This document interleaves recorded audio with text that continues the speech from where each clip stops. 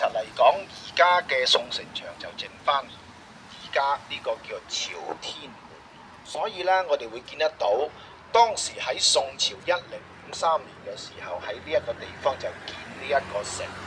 當時嘅地方唔大，所以佢嘅規模亦都唔多。跟住喺1113年嘅時候，亦都喺翻宋朝嘅時候，亦都將成個城牆呢就用唔同嘅磚，跟住呢又是再將佢冧翻高。咁點解成日話佢係磚嘅博物館？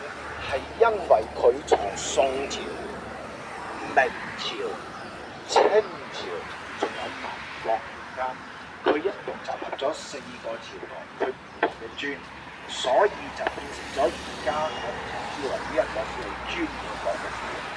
而家我哋成日頭先講一股，第一城2股3股4塔，一城2股2股端州。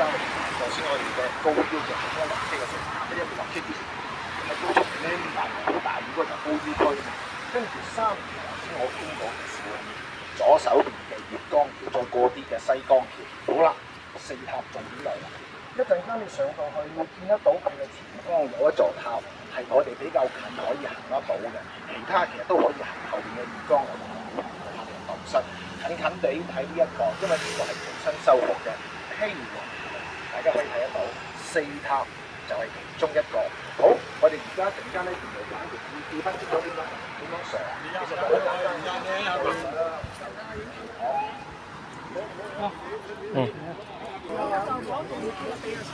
你又知喎？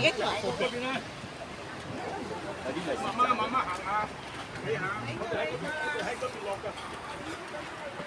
呢條路嘅啫，我知道啊，有少辛苦，少少。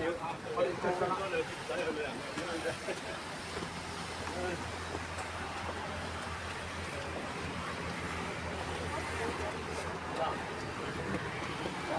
大家一陣間跟住我落去，沿路上，沿路落，我哋就去宋城騎樓街。係，跟住我過嚟嚇，我帶大家去嗰個宋城騎樓街。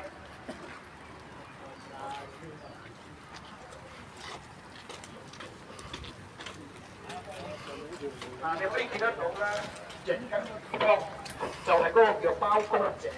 當時咧，包公就喺度開鑿咗其中一個，佢開咗喺成個小域咧，開咗18個官井。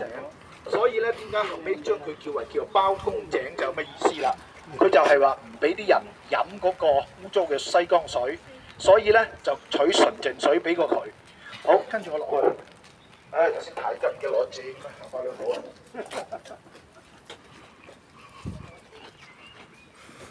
睇住啊，乜塊地咁又係包急啊！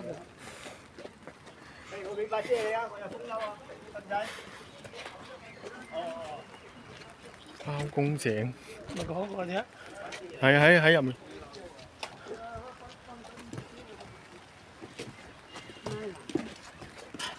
甚至嚟有冇啲級都有㗎？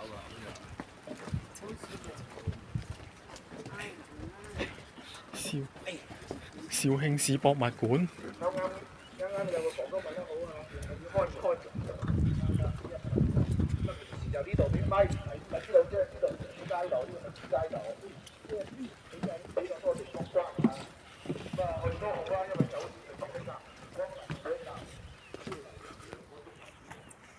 可以咧，緊要啊！陣間大家咧就騎樓街，講緊嘅騎樓街，即係有瓦遮頭嘅，所以咧要入到去咧，就將佢行起嚟就比較舒服啲啦。好，過嚟呢邊嚇，跟住我走。呢邊嚇。